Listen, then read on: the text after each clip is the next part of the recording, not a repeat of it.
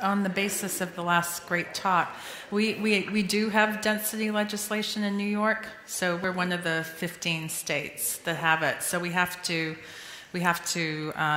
inform our patients, and we do screening ultrasound, but the technologists do it, because there's a lot of data that shows that technologists can do it just as well as radiologists. And not all of our technologists do it. We only have 3 that we trust and who are really good, but it's a way to get around workflow issues. I mean, I don't know. It's working okay. It's not perfect, but it's good enough for us, we think. Okay, so in this talk, I'm going to talk about MR and the initial staging of breast cancer. And basically, how important is it to detect unsuspected ipsilateral or contralateral disease? And then I'm going to address, can we use PET CT in late stage breast cancer in stage 3 and stage 4 to look for additional metastatic disease, but is there a role for PET CT in early stage breast cancer, in stage 1 or stage 2? And so that's what we're talking about here. MR is used for stage 3 and stage 4 if we're looking for neoadjuvant chemotherapy. What we're talking about here is early stage breast cancer. Okay, so first we're going to talk about MR. And there is some controversy about using MR. How many people stage all of their new breast cancers with MR? Okay. How many stage some of them? Maybe. Yeah, okay, good. All right, that's me too. Okay, so it's a little bit of a controversy because, you know, we do MR screening for high-risk patients, but once the patient has a breast cancer, that's the most high risk they're ever going to be. There's controversy about whether we should actually do an MR at that point. Because the data has not really shown consistently that we improve outcomes. What we do know is that MR picks up additional disease in about 17% of unicentric breast cancer. So what is really the important question is, what is significant additional disease that won't be treated by radiation, hormonal therapy, or chemotherapy? So here we have obvious multifocal and multicentric cancers. So the question is it important to pick up all this additional disease? Because we know that for patients who have suspected unicentric cancer, that the majority of them actually have additional disease in other parts of the breast on pathology, serial sectioning. And Roland Holland showed that many, many decades ago. And these are an example of suspected unicentric cancers. Here's a big one, and here's an additional cancer a couple of centimeters away. Is it important to pick that second cancer up? Now this was here, so that's the sort of question we have to answer. Here is the unicentric cancer, and this was an additional completely unsuspected cancer elsewhere in the breast. It was of higher grade, it was a larger lesion, so you could probably definitely argue that it was very important here to pick this second cancer up. So, you know, we used to stage everyone with MR until this paper came out. And this came out not that long ago. And it basically showed that that the recurrence rate was not lower with patients who underwent preoperative MR compared to no MR. There was exactly the same number of recurrences. And if we're picking up all that additional disease, we should be decreasing the recurrence rate. And there were problems with this study. And we actually, we looked at our data, and I was sure, we went back to Sloan Kettering, and I was sure that we were going to show that there was a difference in recurrence rates, contralateral cancer rates, distant metastases. And the only difference we found was that the number of surgeries was lower in the patients who got preoperative MR. These were not identical groups of patients because, of course, our surgeons always sent the patients with dense imaging occult cancers to MR compared to the no MR group. But still, there was no difference in recurrence rates or contralateral cancer rates. And so that was a big surprise to us.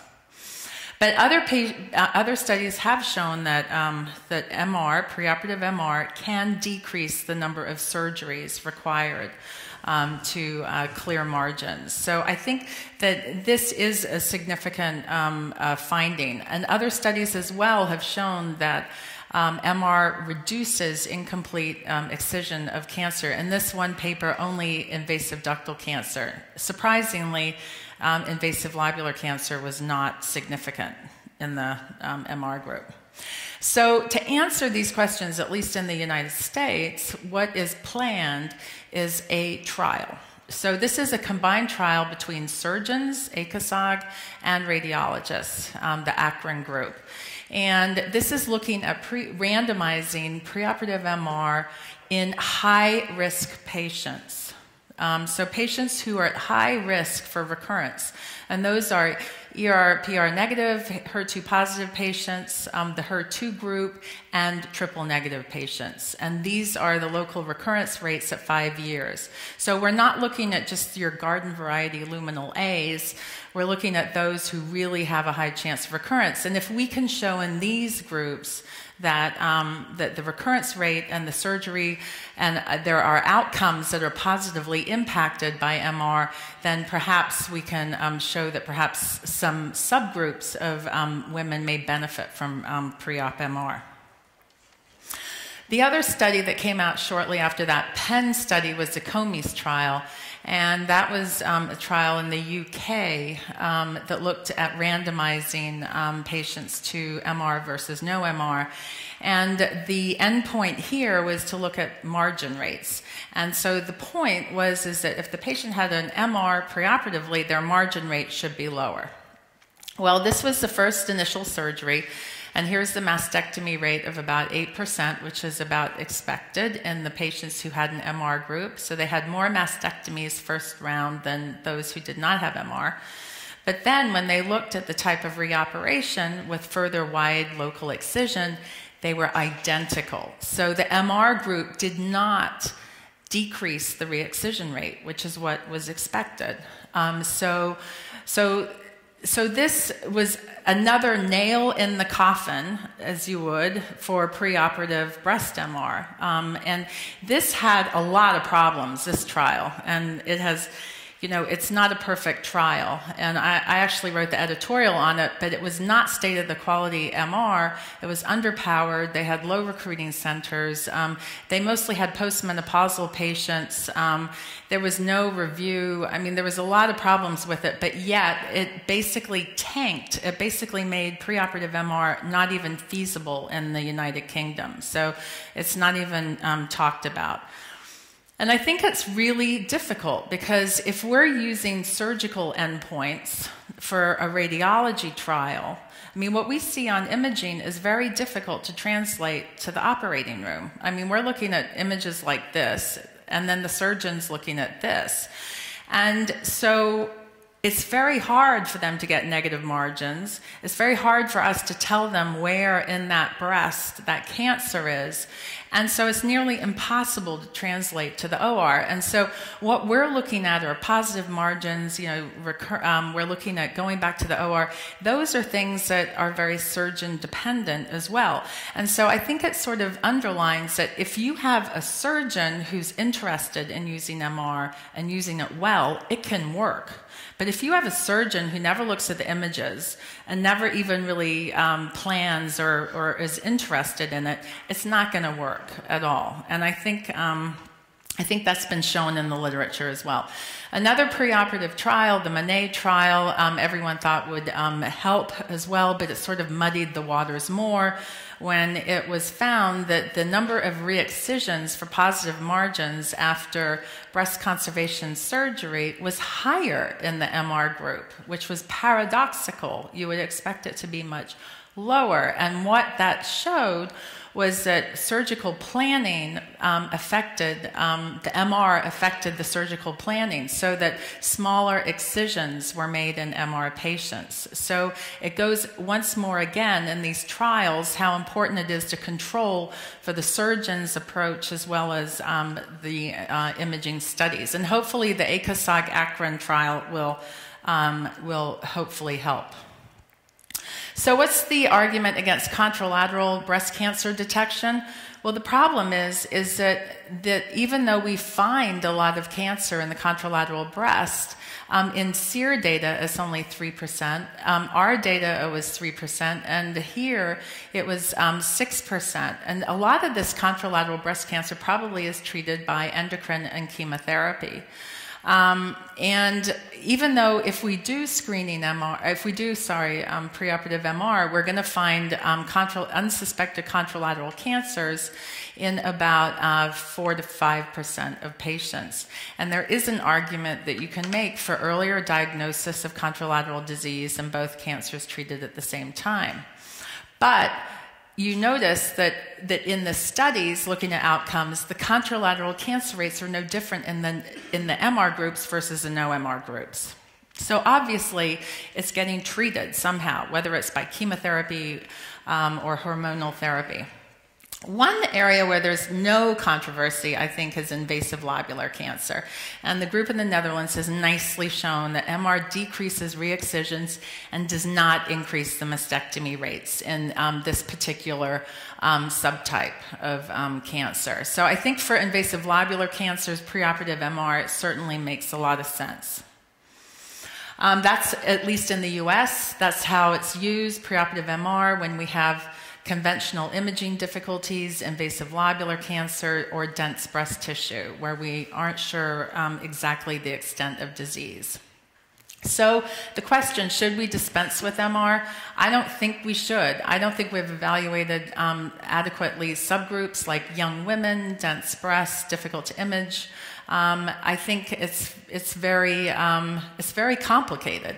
And, you know, but I think I can understand people who are frustrated when we as radiologists say, okay, here's the cancer, and here's this other second cancer far away. And, you know, in the US, we're not as evolved as here, where surgeons do multiple lumpectomies, okay? So what this means to us is a mastectomy.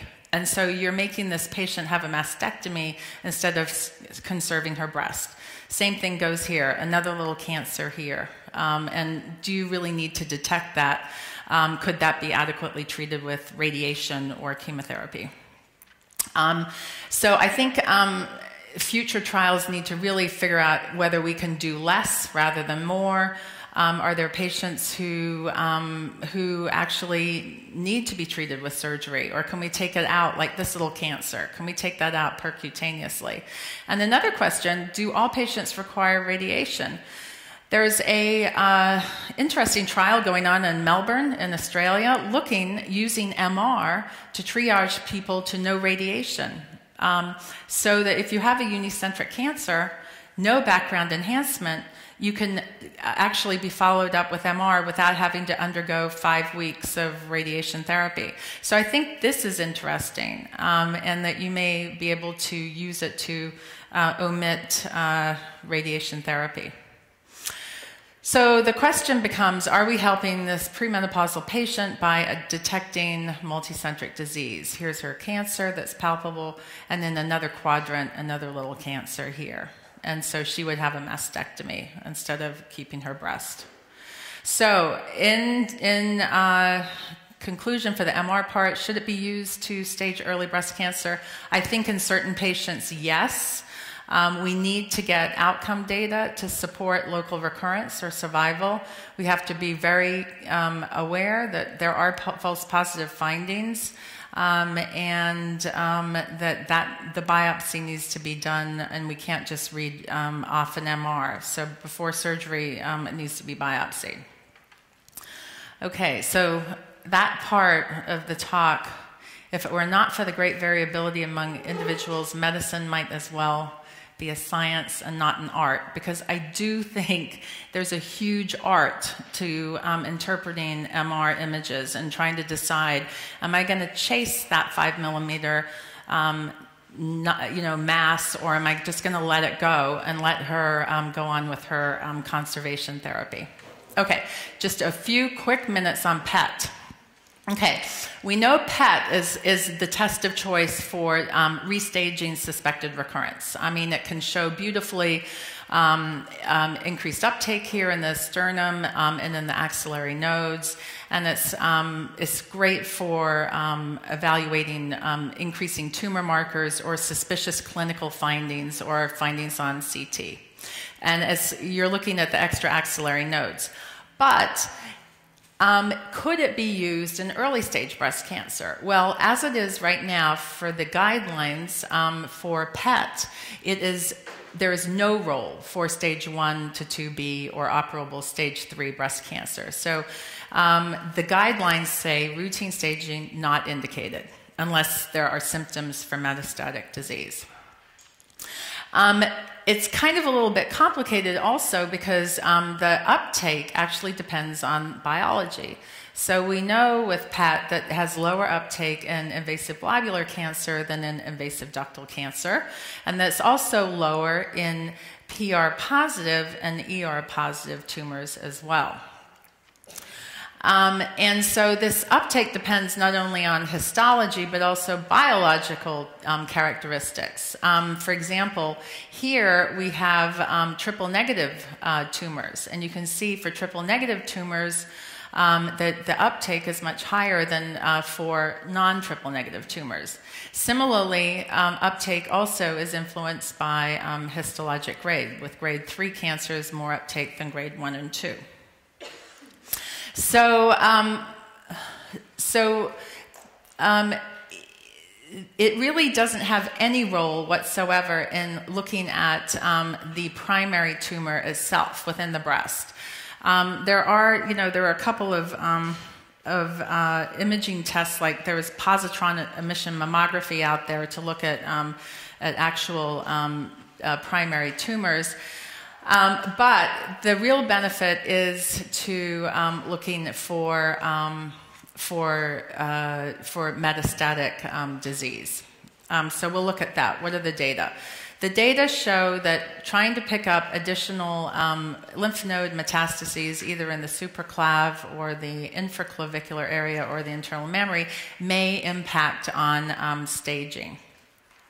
And for example, like here we have a tumor in the breast here that's a T2 tumor, and before PET scan it was known that she had nodal disease, but it was not suspected that this infraclavicular nodal disease was present, only the axillary nodal disease was noted. So the PET scan here in this early stage breast cancer did change the stage. Similarly here is a T4 tumor here. You can't see it on the axial image, but no axillary uptake whatsoever. But here you can see there's uptake in this internal mammary node. So this stage was, she was upstage to N2 based on the PET scans. So we know PET scanning can alter N stage and M stage. It's much better than bone scan for depicting lytic mets, mixed mets, or lesions that are entirely in the marrow space, as you can see here. And here is a traditional bone scan, and with some uptake in some bones, but look at the PET. There's uptake all over the place. So it's far superior, we know, for whole body assessment. Here we can see a normal looking CT scan, vertebral body, but here it's actually involved with metastatic disease with marrow involvement at an early stage. So there was a very interesting study that came out in 2011 looking at early stage breast cancer and using PET. This is a group in France that looked and did PET staging for stage 2 and 3 patients, and they found that actually, as you would expect in stage 2A patients, staging was not modified in many patients at all, but at stage 2B, it definitely was modified in 15%. And as suspected in stage 3A, it was modified in about a quarter of patients. So this is standard clinical use of PET, but a 15% change in staging was, I think, quite surprising. So So I think it's worth looking at. When should it be used in early stage breast cancer? Right now, the NCCN only recommends it in inflammatory breast cancer, but does this 15% detection of additional disease justify its use? And maybe even subtyping, maybe in all triple negatives, which you see the uptake even more, perhaps it should be used in those cases as well. So we don't really know. This is where we are right now with early breast cancer, how it can be cost effective and where it can be used. And with that, thank you for your attention.